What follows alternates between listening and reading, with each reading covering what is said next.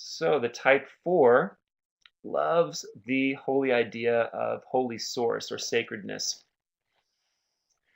I like to think of this as a kind of all-pervasive sacredness, that everything in reality is already sacred. Even the most ordinary and mundane things are holy. They're sacred. They're meaningful just by virtue of whatever this is, this existence or this this participation in the divine that we're all here doing. That every single aspect of this is holy and comes from a sacred source. And fours love that everything has meaning, that everything has value, and it's in a sense holy. But fours can sometimes overfunction. The type 4 pattern forgets this divine quality and then attempts to mimic this sacredness by searching out what's meaningful, what's mysterious, what's unique, what's special, what's sacred. They try to do this not only in the search of their own experience and their feelings, but they do this through the creation of a unique, special, sort of extraordinary self. So the 4 is part of um, the image triad, the 2, 3, and 4. It's the last of the image triad or the feelings triad. And so the image that the 4 is presenting and cultivating and showing off to others is the image of I am different, I'm special, I'm extraordinary.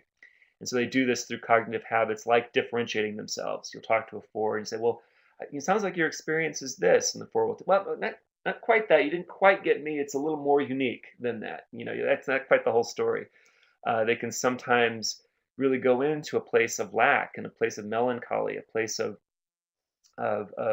noticing what's missing in themselves, noticing what's missing in the situation. Usually, they're noticing the best qualities that are missing, and they're noticing the worst qualities that are here. This is so mundane and ordinary. It needs to be more meaningful. It needs to have more depth to it. And so the fours are always moving into that sense of depth. So unlike the type 2, and the 4 and the 2 are on a connecting line, the 4 is kind of the inverse of the 2 in many ways.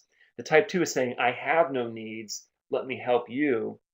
The 4 is saying, I have needs, come and help me. So there's a sense of displaying one's lack, displaying one's needs as a strategy for getting needs met. And so that can work in a kind of melancholic way for the type 4 pattern. And the passion of the 4, the heart driver, is envy. This is a persistent longing for what's missing. Oh, I'm lacking something. I didn't get something that other people seem to get. I didn't get what I deserved.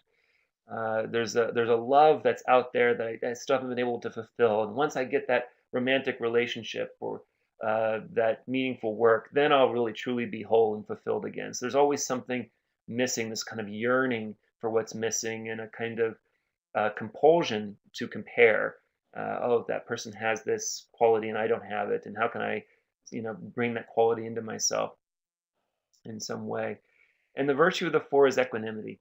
When this emotional turbulence that is characteristic of the 4, and it's lovely. The 4s have this amazing emotional palette. The 4s are able to name emotions in a way that I personally don't have that capacity of nuance. Let me put it that way.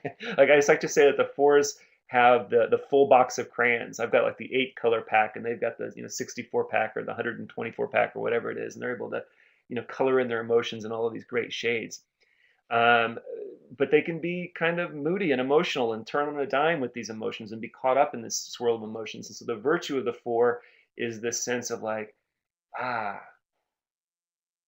I can be with anything that arises. I'm not going to be thrown off balance. This equanimous mind, the calm and engaged indifference. It's not apathy, it's fully engaged. And yet there's a kind of holy indifference. Like, it's okay. Things are coming and going, and I can ride this roller coaster. And as a result, the 4s can then begin to see value and meaning in everything, which is what they're really longing for in this yearning for something special and meaningful. So I put interpretation of tongues with the 4, in part because of the connecting line with the 2. And that's another nuance of the Enneagram teachings are these connecting lines.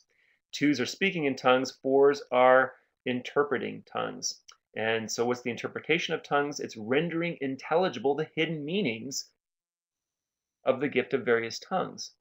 So here's the power to interpret, to find the meaning in the tongues. And it's often towards the divine or as an expression of prayer. Some thinkers think that it's actually can be something for interpreting for the community. But the point is that it's meaning making, and there's a gift in meaning making. And fours um, can be very, very powerful in terms of discovering hidden meanings, bringing them forth, and and really stating them with panache and flourish, usually something artistic and creative.